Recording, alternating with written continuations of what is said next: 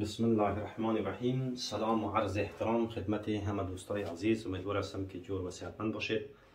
باز هم عبدالرازق عادل هستم در خدمت شما. موضوع درس امروزی ما است دوستا در ارتباط با وکابیولر یا ذخایر لغت درباره امراض در زبان فرانسه. ما میخوایم که امراض را در زبان فرانسوی برای شما بنویسم. امیدوار هستم تا آخر ویدیو ما را همراهی بکنید تا بتونم برایتان خوبتر و واضح‌تر تشریح بکنم.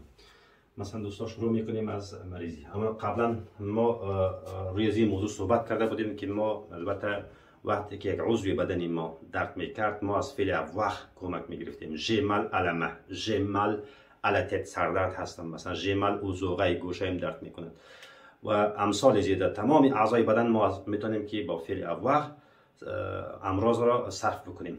و البته نامی بعضی از امراض در زبان فرانسه هم است که با فعل avoir صرف میشه که اون برای شما تشریح میکنم. اولا ما شروع میکنیم از چی؟ از لغت لو ملد. لو ملد یعنی خودی شخصی مریض به نام چی یاد میکند دوستا؟ لو ملد، شخصی مریض به نام چی یاد میکند؟ لو ملد. یا میتونیم برایش چی بگم؟ لو پاسیون. لو پاسیون وقتی نزد دکتر ما مراجعه میکنیم میگه که سی کی لو پاسیون، یعنی هم چی معنا میده؟ به معنای یم شخصی مریض، یم شخصی مریض معنا میده. و خود دکتر چه میگه؟ لو médecin یا لو دکتر. لو médecin یه هم دکتر یا لو دکتر همچنان برش میگه. و میتونیم لا ساژ، لا ساژ فام. لا ساژ فام یعنی قابله. شیروژین ما میتونیم برش بگیم که لو شیروژین، لو شیروژ، دکتر جراح. دکتری چی؟ دکتری جراح را به نام چاپ میکنه دوستا؟ لو شیروژین. امیدوار هستم تا آخر ویدیو ما را همراهی بکنید. میتونیم بگیم که لو در سکنید لو درماتولوگ یعنی دکتر جلدی. دکتر جلدی را به نام چاپ میکند لو درماتولوگ. و همچنان شما توجه بکنید که ما پسیکولوگ داریم، روانشناس داریم. ما نمیخوایم که قدر عمیق بپیچیم، اما میخوایم که لغات یا ذخایر لغات را که ما شما برای به کار میاد او را استفاده بکنیم. لانفرمیه. لانفرمیه به معنای چی هست؟ نرس یا پرستار. ما برایش میگیم پرستار یا نرس. و وقتی که یک دکتر به صدای قلب گوش میده همون فعل به نام چی میکنه؟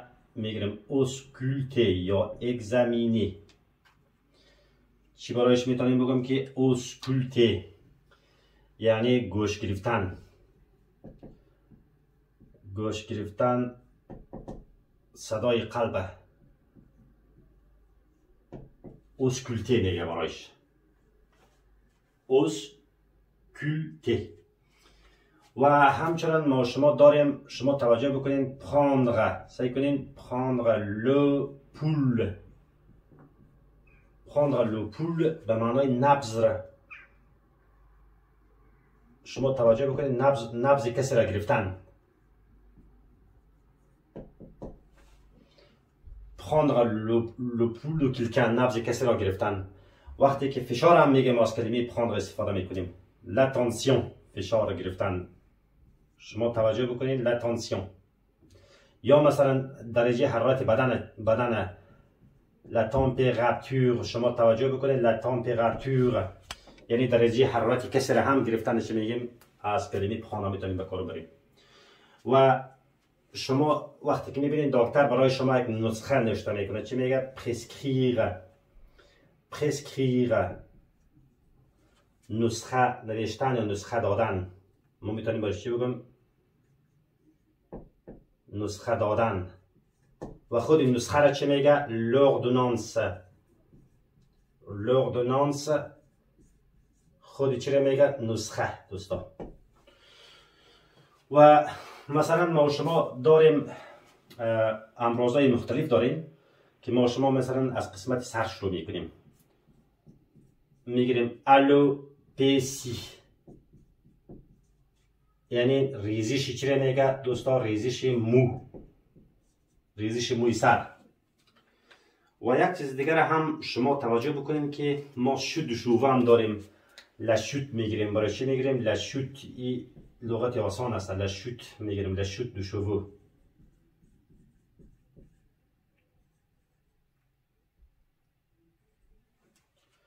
یعنی لشوت دو شوفه همچنان ریزش مو معنا میده، یا دگرنیسما دو شوفه همچنان ما برایش میگم. اما میخواد خب نمیخوام که اونقدر زیاد لغت های سینونیم یا مترادف نوشته بکنم.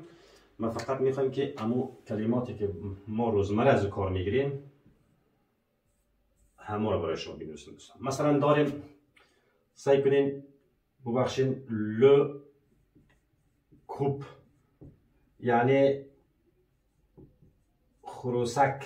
خروسک چرا میگن؟ مریض خروسک برای اطفال میاد. همیشه اطفال مریض خروسک مبتلا میشه که در قسمت گلولو است که نفس خود گرفتن نمیتونه، و برای چی میگه خروسک، لکوب.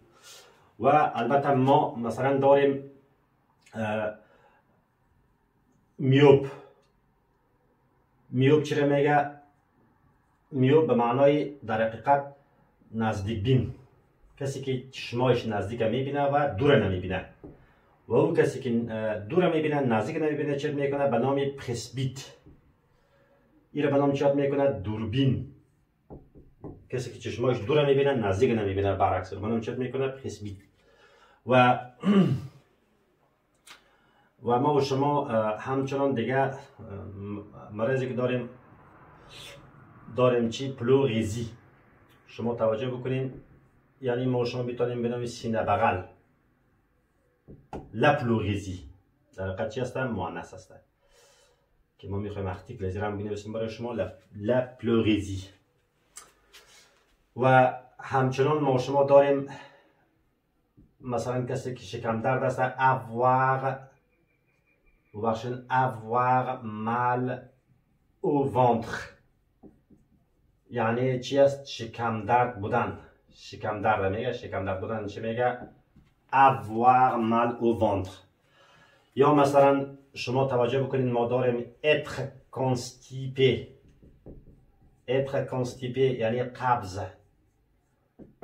بودن، و خودی قبض چی میگه؟ constipation. و خودی قبض به نام چی میکنه؟ constipation. و ما دیگه مثلا داریم luxueuse، یعنی مرض چی را میگه؟ مرض کوخ که اطفال مبتلا میشه. مرض کوخ چی میگه؟ لوکسیوروز. و همچنان ما شما داریم مرض لا دیاره. لا دیاره به معنای اسهال. و خود لا دیزانتری چی را میگه؟ لا دیزانتری همیشه با فعل avoir صرف بکنین. Il a la dysenterie.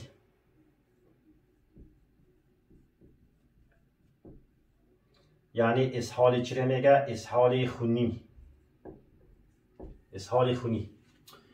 و مثلا داریم ما شما توجه کنید avoir de la fièvre، یعنی تب داشتن. avoir de la fièvre.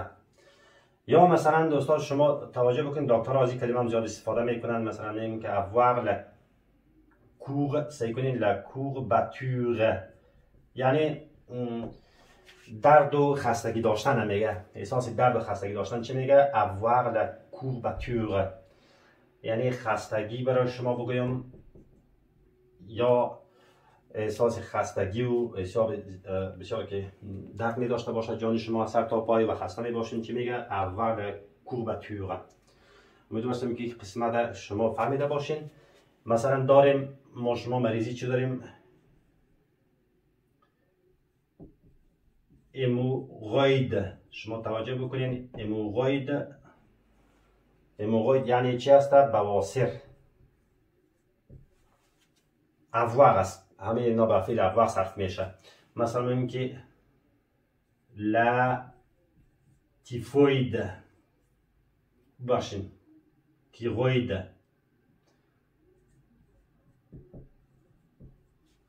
لا تیروید جاغور مرض جاغور که است. و همچنان ما شما داریم لاتیفوید. لاتیفوید چی را میگه؟ لاتیفوید مرض محرقه. ما شما برای چی میگیم؟ محرقه. و داریم مرضی چی؟ لامپویسانس. شما توجه بکنید دوستا، لامپویسانس. لامپویسانس ناتوانی، یعنی منظورم از ناتوانی جنسی است. و داریم سعی کنین داریم دوستای عزیز شما توجه بکنین که داریم لا منستراسیون. لا منستراسیون یعنی قاعدگی زنانه میگه یا عادت ماهوار. همچنان برایش ما چی مینامیم؟ لا رگل منسوئل. همچنان برایش میگه. من این قسمت را تلفظ میکنم بعدا پاک میکنم. le malade, le patient شخص مریض، le médecin, la sage-femme, le chirurgien یا la chirurgienne. شما توجه le dermatologue, le dermatologue, docteur جلدی، l'infirmier, ausculter, prendre le pouls, la tension ou la température.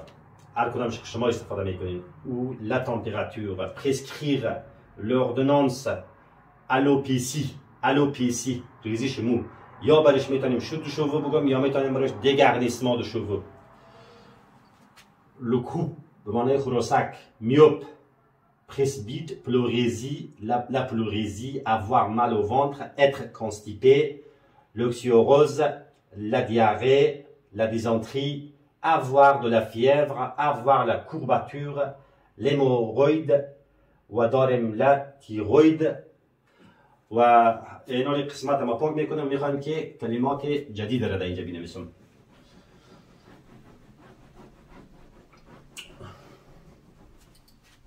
شما توجه بکنین دوستان عزیز که ما داریم مثلا فعل وومیر، استفراغ کردن.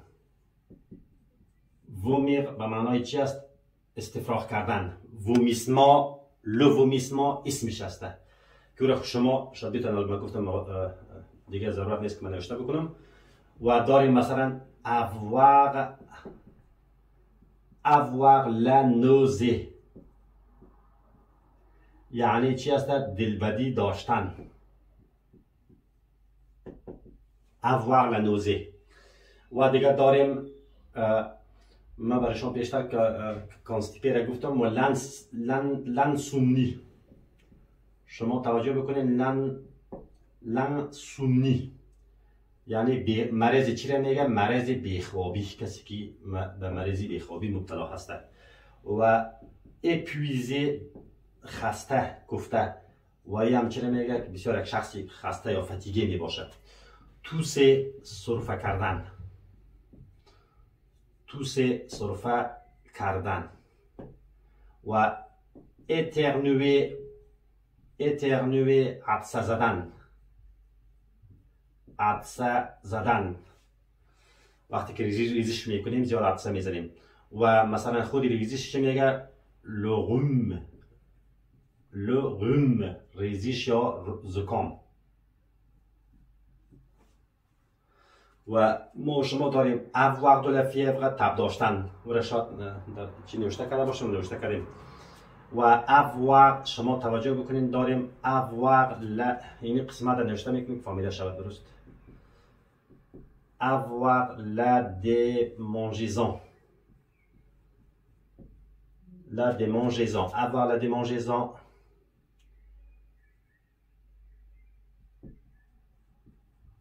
یعنی خارش داشتن. یک قسمت پوست یا دستی ما خارش میکنه، ژ لا دیمانژیزان خارش داره.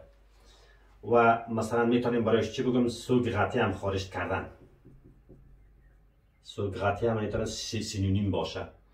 و مثلا داریم اونفله، آماس کردن میگه، آماس، اونفله یا گانفله همچنان میگه. و خودی سعی کنین اتر الیته، یعنی ببخشین بستری بودن. میگیم که اگر میخوایم که را صرف بکنیم چه قسم میگیم او بستری هست، چی میگیریم؟ ایله، سعی کنین ایله الیته، او چی هست؟ بستری هست، یعنی او بستری هست دوستان. و avoir داریم، سعی کنین avoir le vertige. avoir le vertige یعنی چی هست؟ سرگیچی داشتن. یکان شخص چی می داشته؟ سرگیچی می داشته باشه و او را چی میگه؟ قسمت هم پاک میکنم، avoir le vertige میگه. شما توجه بکنید دوستا، کسایی که دوستایی که سوال دارن میتونن در کامنت بنویسن و نام امراضی را که نمیفهمن ان شاء الله برایش کمک میکنم. و البته داریم لیموراژی، سعی کنین لیموراژی، خونریزی. لیموراژی خونریزی رو میگه. داریم لو کانسر، مرض چی رو میگه؟ سرطان. و ما شما داریم لوسیمی، با سرطان خون میگه. لوسیمی، سرطان خون. لوسیمی، سرطان خون. l'allergie، سعی کنین l'allergie، حساسیت. l'allergie به معنای حساسیت. و وقتی که ما شما میگیم سعی کنین souffler la cheville. souffler la cheville یعنی قسمتی قوزک پا یا بوجلک پا برآمدن. یعنی ما شما میگیم که برآمدن چی رو میگه؟ برآمدگی یا بیجا شدنی، همون قسمتی چی رو میگه؟ قوزک پا یا بوجلک پا برایش میگیم. که اگر در جمله به کار بریم دو ضمیر هستن. مثلا میگیم که je me foule la cheville.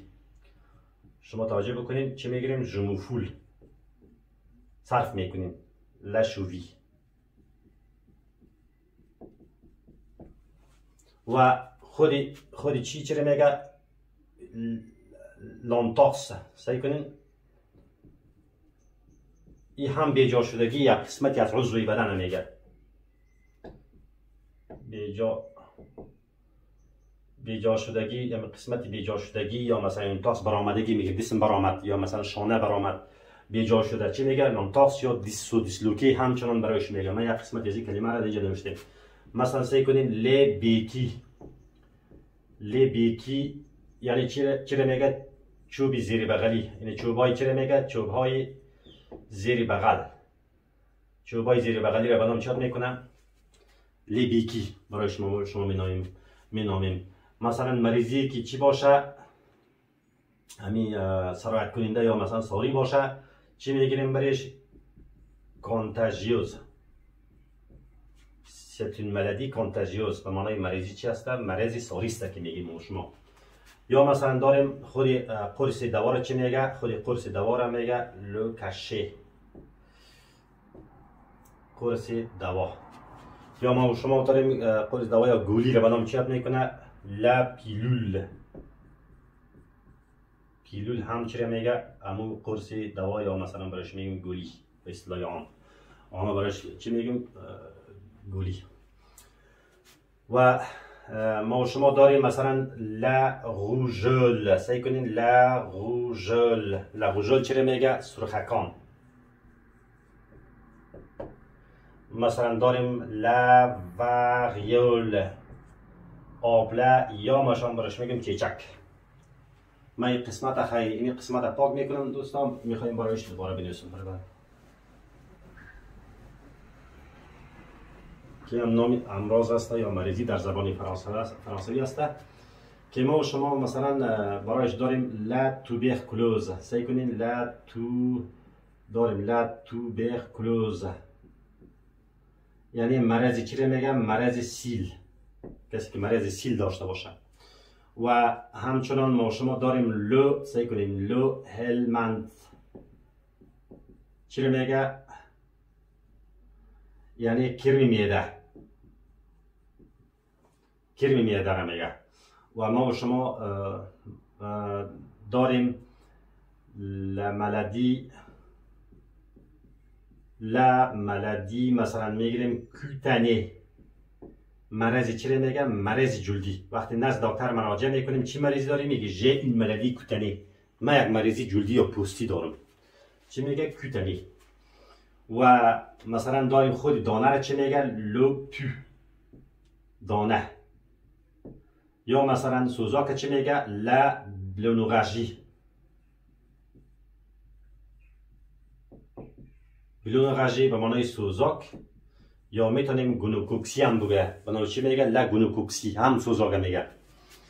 و مثلا اکنه خود شما میفهمین که خودی در حقیقت چی میگه؟ بخار میگه.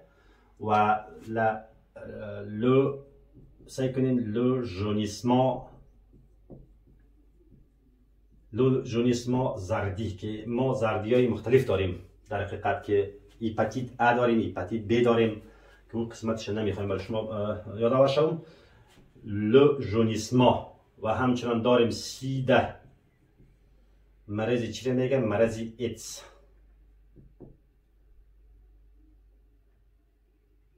مرضی ایدز چی میگه؟ سیده.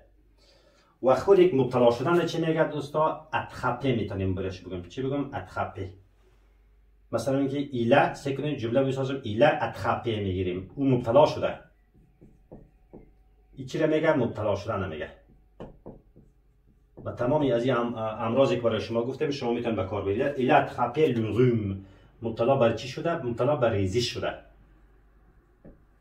ایله اتخاپه لوروم. یا مثلا هر مرضی که شما میگین میتونیم از کلمه اتخاپه در اینجا ما شما کار بگیریم.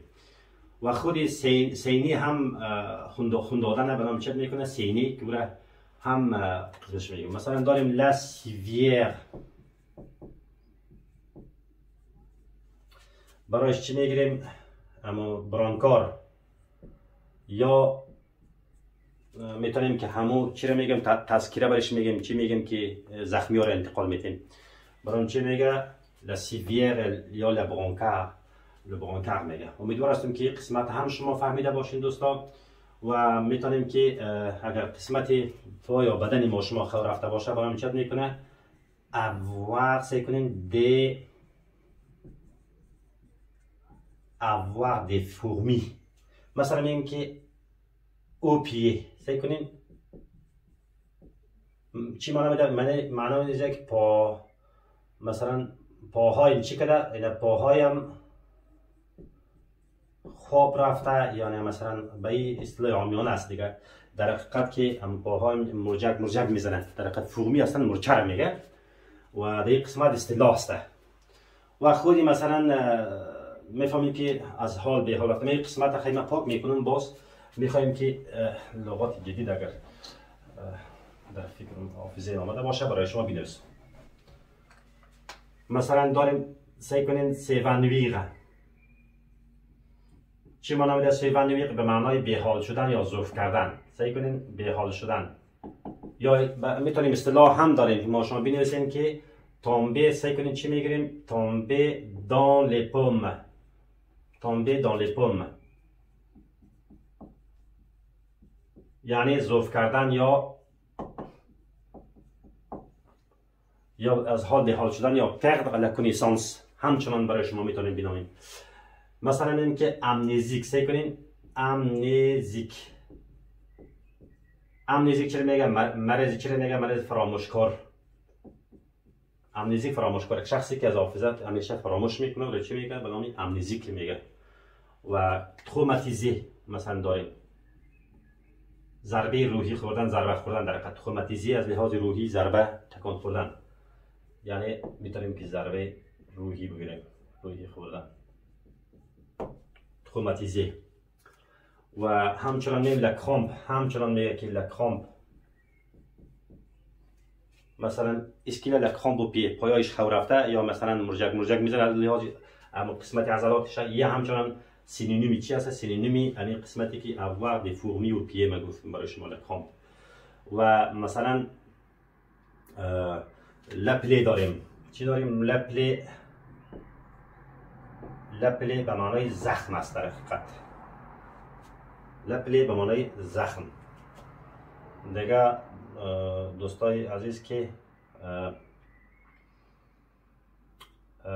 مرض توبرکولوز و دیگه مریضیایی که برای شما کسایی که دوستایی که مثلا سوال دارن دوستان میتونن در کامنت بنویسن. و این قسمت درس ما هم بود در ارتباط با امراض، انواع امراض در زبان فرانسه و بعضی لغتایی که مس شده یا مثلا خطا شده دوستان عزیز میتونن که در کامنت بنویسن و ما همچنان برایشان میتونم که جواب بدم. امیدوار هستم که تا این قسمت درس فهمیده باشین و لطفاً چینل ما را سابسکرایب کنید. و السلام علیکم و رحمت الله و برکاته.